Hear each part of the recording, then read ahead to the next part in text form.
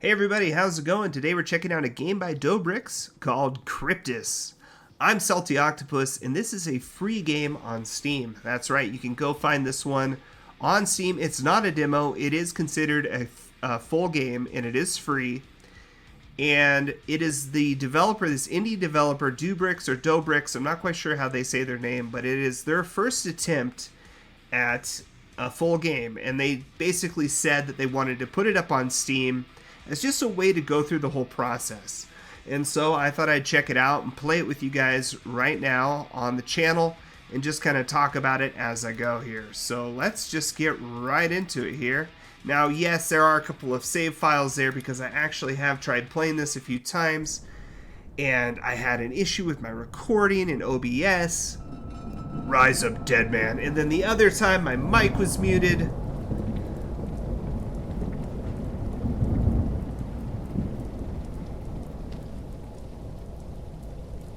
I just wanted to get through that loud section there. So my OBS was having an issue and then my mic was muted and I just screwed up the recording a few times. So a few technical issues, and here we are finally trying it yet again. So CRYPTIS, here we go, right out of the gates, hopping out of this coffin into a really kind of moody but yet very nice, vibrant, colored environment. And I really like the pixelation on these rocks.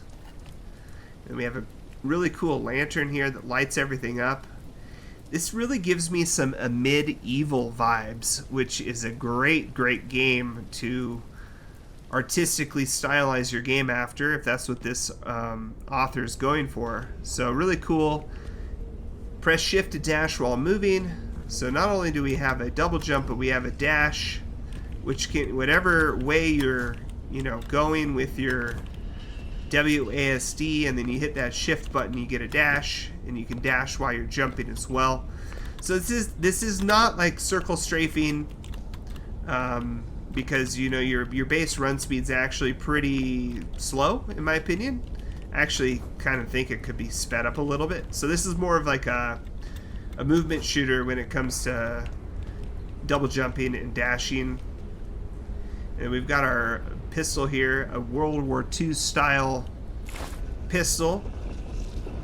So obviously no hand models. So right away that's, a first critique. So I wish we would have had some hand models for our character, give us a little bit more immersion, but no big deal.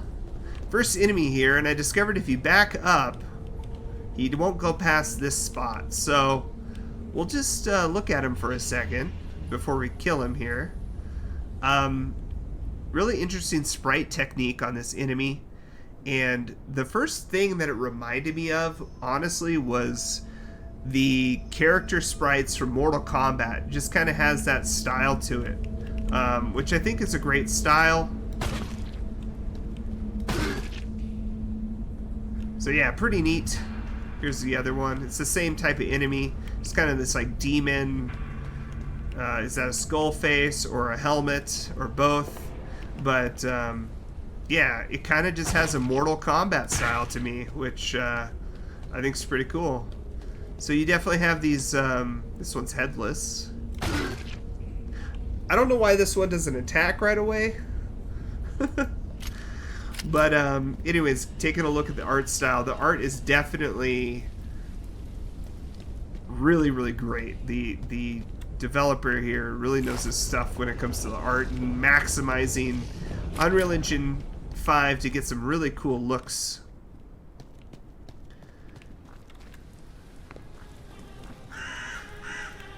And of course we got a great soundtrack as well. It does get a little bit repetitive, but it's very fitting for the game. So now we're gonna just get into the battle here.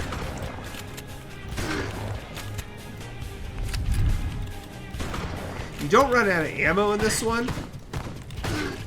You just kind of get to reload as many times as you want. I'm never a fan of reloading in these types of games. I just don't feel like it serves much of a purpose. So, is there a reason for it in this one? For balancing reasons or something like that? I don't think so, but, you know, dealer's choice, I guess. The developer wanted reloading, so we have reloading. I really, like I said, I'm enjoying these environments, the beautiful sky, these gothic cathedrals.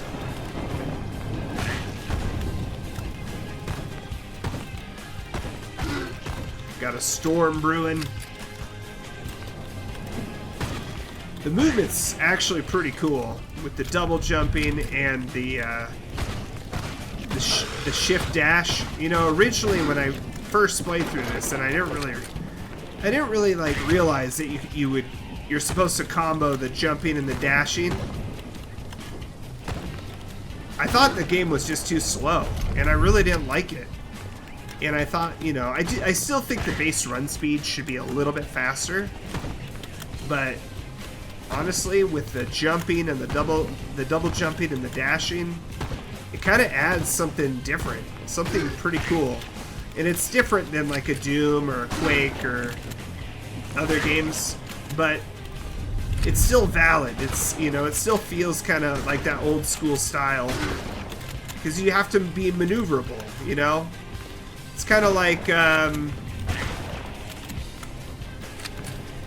guess it kind of feels a little bit more like the new Doom games, like Doom 2016 or Doom Eternal. Maybe even the new Warhammer Bolt Gun game.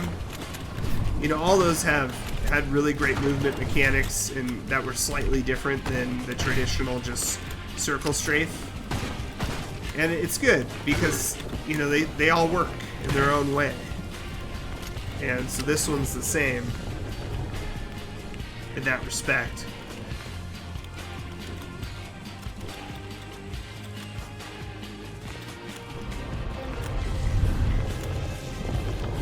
So yeah, this is the developer's very first title. And they did definitely use a few asset packs from Unreal. The enemies, however, I believe they created, and that's something that I really, really like. I think it's definitely the strongest artistic, stylized portion of this game is the enemies. Just the way that they kind of have this hand-drawn yet kind of realistic look to them. They're very vibrant. The animations are slightly choppy, you know, missing a couple frames. It definitely gives it its own just vibe and aesthetic, and it works. It really works. What doesn't work for me are the weapon models. That to me is my biggest critique of this game. The weapon models are just pretty generic World War II weapon models, and they don't really give us much. It doesn't really tell us much about the character, about the world, about the environments. It doesn't really suit this crypt, gothic, medieval, graveyard aesthetic. You know, I think of myself as like a witch hunter or something like that, like a Van Helsing. You know, I should have a crossbow. I should have like an old-timey revolver with silver bullets. You know, I should have, I don't know, vampire hunting weapons. Little clipping error right there. And, you know, instead we have, you know, it's old-timey, it's World War II weapons, but they're shiny. There's no pixelation on them. The textures on them are very bland, generic, very clean. That's my biggest complaint, is artistically the weapons just don't really match. So my biggest bit of feedback for Dubrix or Dobrix, however they say their name, is if you decide to pursue the world of CRYPTIS, whether with patches or with a full-fledged game or a bigger game that you add chapters to, or whatever, your next adventure, make sure that all elements of the world are equally immersive. We have a really interesting immersive environment with this, you know, beautiful sky you know, with these big cathedrals and all the crows and the castles. And then we have these enemies that all have kind of this bright aesthetic to them in their own right, you know, with red and green and purples and blues. And then our environments have the purples. And, you know, so we got a lot of interesting kind of disco, medieval-esque art style going. And a medieval had fantastic weapon designs that matched the world. This shotgun doesn't tell us anything about the world. It's just a everyday generic shotgun, you know. And of course every boomer shooter needs a shotgun. But we need... Don't want to go down there. But we need a more world-fitting shotgun. So we got a sword. Okay, so a sword works for being a witch hunter. But it's a pretty generic sword as well. I think we could come up with a more creative design. This is a nitpick though, right?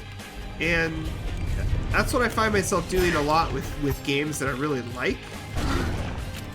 And I like this game. I like the movement. I like the foundation that this game has, which is this double jump, sprint, dash, not sprint, dash, double jump, dash, forward, movement. It's interesting. It creates just interesting engagements. I can really zip around these little arenas quickly. And so I like it. So when I like something, it's hard to say negative things about it, so you gotta nitpick at it. So my nitpick for it is better, more original weapons. You know, you also have a lot of 3D assets, like this bench, and then you have this 2D barrel, and it's the one that explodes. Now there's some 3D barrels as well, but they don't explode. So a little more consistency in the assets might not be a terrible thing either. I don't mind the 2D sprites because they actually look 3D and they have kind of a cool vibe in it of themselves. And you can definitely mix the 2D and the 3D. A lot of games have done it, especially recently. We're talking about Warhammer Bolt Gun. That one did it really well. I'm sure there's others that I'm just not thinking of off the top of my head. Project Warlock. Maybe Cultic? I actually haven't played Cultic yet. I need to. It's on my list. Let's see how these are 3D. Just a few things to help with the immersion. Solidify the world. When you solidify the world artistically and thematically, it all just comes together and it just enhances the gameplay. It makes the game just that much better. It gives people a lot less things to nitpick about. I will say that the enemies are fairly slow in comparison to the player, and when I said that the base speed wasn't quick enough and it needed to be changed, I'm starting to think that I was wrong in that, because with the double jump and the dash, I'm almost untouchable in this game unless I'm, you know, screw up or being lazy or not quite paying attention, then I'll get hit. But for the most part, I've been able to avoid almost all damage. So maybe some enemies give it a little bit faster.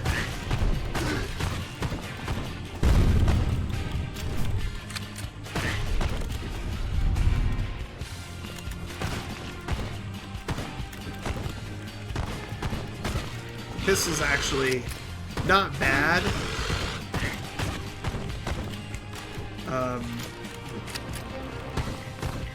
It's a pretty good strong weapon. Definitely for future iterations of this game or future games, we need ammo pickups.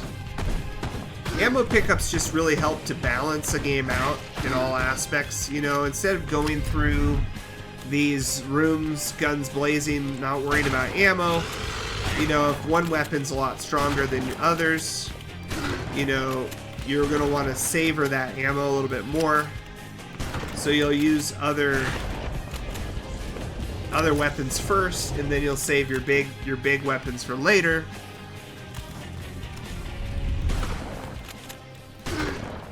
But in this, you don't really have to worry about that. You just kind of go in guns blazing. Use whatever ammo you want. Because there's no reason to pick up ammo.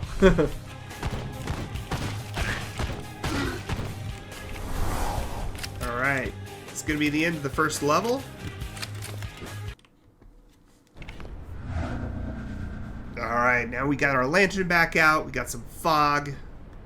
Got a little new weapon here to pick up. Again, you know, just take a look at the weapon model here against the earth, against the environment. You know, you got this nice, interesting, pixelated, old school kind of style graphics, and then you've got nice and shiny Modern Warfare, or sorry, not Modern Warfare, Call of Duty, World at War. That's the one I was looking for, like World at War style gun. And there's nothing wrong with the gun style, it just doesn't fit the vibe. So, again, a bit of a nitpick. But what can I say? I am a game reviewer. It is what I try to do here on this channel. And when I see something like that, gotta point it out. It's always just to provide, hopefully, positive feedback in case a developer does eventually come and check something out. Maybe it'll just give them a different perspective they didn't think about.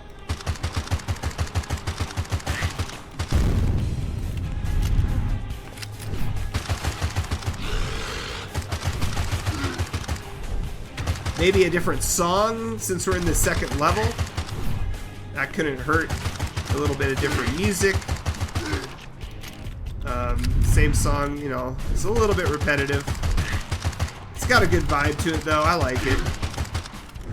But I don't think I could listen to it for too much longer.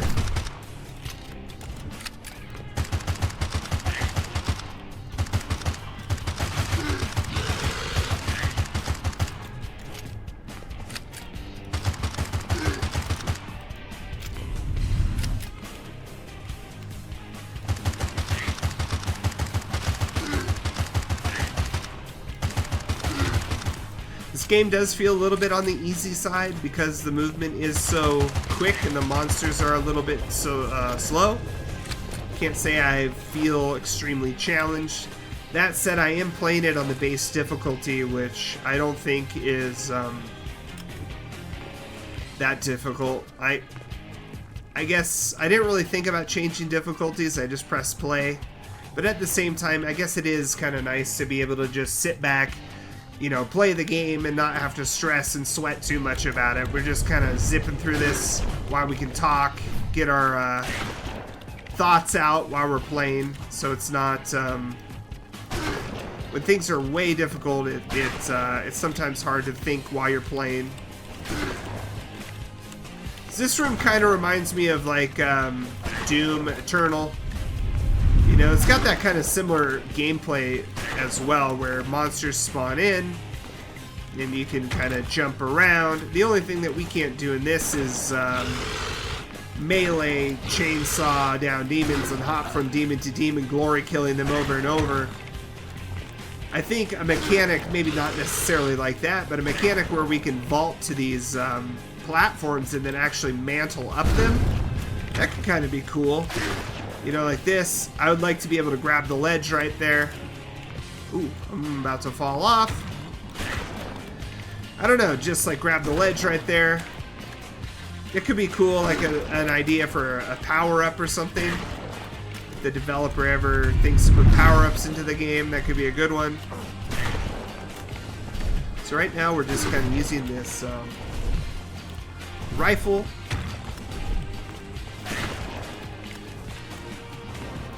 Kind of think of this one as like a railgun.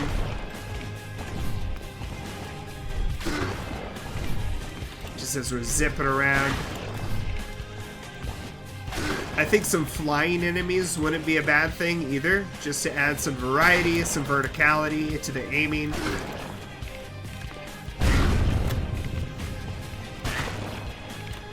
the enemies are all pretty generic. There's nothing wrong with that, but they all kind of just do the same thing. You have your chase enemies, some slow, some fast, and then you have your shooty enemies. Don't really have any dynamic movement with the enemies. You know, none of them really have interesting movement mechanics of their own. You don't have the flying enemies. One thing that I wish that modern shooters that aim to be retro shooters, some things that I wish that they would do would be to look at games like Doom Eternal and see how they obviously made a modern shooter, but it was still rooted in Doom. But the way that the enemies all worked and moved around and swarmed, I feel like more of those mechanics in these types of games would make the gameplay a lot more interesting. Otherwise, you just kind of get Doom clones, and they're just modern Doom clones, right? They're just Doom clones but built in 2024. And that's essentially what we have here. It's like, you know, we have the double jump and the dash, and all that's great. And it is good. But at the end of the day, it's really just it's kind of like an old school Doom clone. I'm not saying that's a bad thing, but it is good for these developers, in my opinion, to try to innovate. Alright, here we go. Boss music, boss time. This boss arena is a little bit wonky because you've got these railings that you can get hung up on. If you're not careful, you could totally fall off the edge here.